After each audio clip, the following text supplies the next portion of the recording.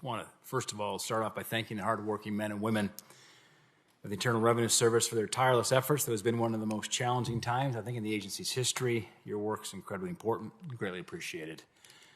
With that said, Montana taxpayers remain frustrated with unanswered calls, delayed refunds, inadequate customer service. And Commissioner Rettig, as you know, Montana is largely a very rural state.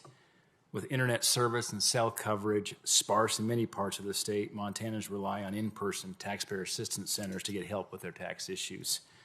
Currently, half of Montana's taxpayer assistance centers remain closed, and I hope that does change in the near future. Moving to some questions. Commissioner Rettig, there are several states that have been successfully implementing IT modernization plans, including partnering with industry to adopt modern practices, state-of-the-art methods. For example, by partnering with private industry in the state of Rhode Island, they were able to, over a period of years, nearly fully integrate its disparate tax systems on time and on budget. The question is, how is it after billions of dollars being spent by the IRS to modernize systems that we've not achieved equivalent results or something close to it? Presumably, states operate under the same pressures of budget hiring the IRS operates under, even if on a smaller scale. The IRS has yet to close dozens of outstanding and unfilled fulfilled recommendations from GAO and TIGTA. So what are your thoughts around how we can get modernized here? First, many of the recommendations from GAO are historic, and they're ones that the IRS completely disagrees with. So there's a disagreement whether we should go into that space. Mm-hmm. So they're not being ignored, but it's ones that we've looked at. Second, we've been in, like every federal agency, over 100 continuing resolutions since 2001. It's virtually impossible. And last year we got our budget March 11. This year we got it March 15. It's virtually impossible to build out a viable, realistic technology space when right now we have 6 months to do it. And so the start-stop. And, if you were to see our IT priority list, it's like 2 font, 60 pages, and we're trying in that space. So that's our continued ask for, multi-year, consistent multi-year funding. Give us a target so we can build out the target. And we'll come up and show you what we want to do, but we can't do it in 6 months. The start-stop just really is not the way it should be for us or anyone else. I completely agree with your frustrations. It's the most broken, and should be the most fundamental process of delivering a budget prior to the start of the fiscal year. And we spend billions a year just on operation maintenance, O&M, which we got to get there to not be spending that money. Yeah. I want to talk about conservation easements, Commissioner. You and I have had many conversations about the abusive easement syndications.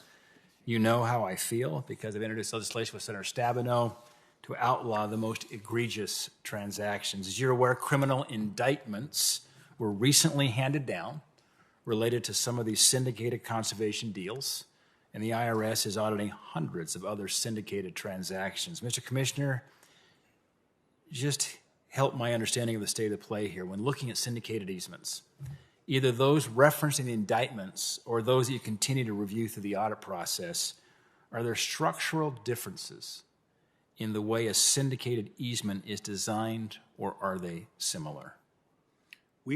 The IRS is very supportive of the purpose of the legislation with respect to issues in conservation easements. And what's happened is the abusive syndicated easements have taken those and essentially created a situation where you can pay X dollars to avoid multiple X of tax. Yeah, and so back on that, what are some of the characteristics of those transactions? If you kind of name 2 or 3 of them. Enter and leave the transaction in less than 3 years. So I buy in, and often within the single year, and they're targeted toward, if I need to save this amount of tax, I buy this percentage and I can save this amount of tax. Senator Grassley and Senator Wyden held a hearing on conservation easements, and I think if you see some of the information that came out associated with that hearing, it's public information. You would share our concerns as to why we need to devote significant resources to that space. It's not something that will generate trust and reliance of the people on the street, that other people can basically go buy a tax deduction. We're supportive of conservation easements. It's the abusive syndicated easements that I think Congress needs to consider legislation for. So with those comments in mind, and Chairman Wyden, I know, had a vote, but I want to wrap up by looking back and applauding the investigative report that came out on this issue with Senator Grassley, that Senator Wyden did, that really exposed the egregious nature of many of these transactions. And that was prior to these indictments as well that have come out. I mean, these are indictments, and I encourage members of the committee here to go look at these indictments on the fraud and abuse that are going on with some of these syndicated easements. Your report identifies some very troubling issues that DOJ is now highlighting as well. I think enough has happened on this issue that perhaps the Finance Committee could schedule a hearing to dig deeper into your report and figure out as a committee what is going on here and how it can be stopped. And again, as you just articulated, and I want to reinforce, there's so many very legitimate conservation easements. Montana is one of the top leaders in that regard. They're doing it the right way. But there are others that now base these indictments here are fraudulent. And we'll let the court side out what's going to happen there. I know the chairman had to step out, but I guess I want to thank Senator Wyden and his support here, and I hope we can get a hearing on this issue. And, you know, the hearing would be obviously the prerogative of the chair and ranking member, but we would support that.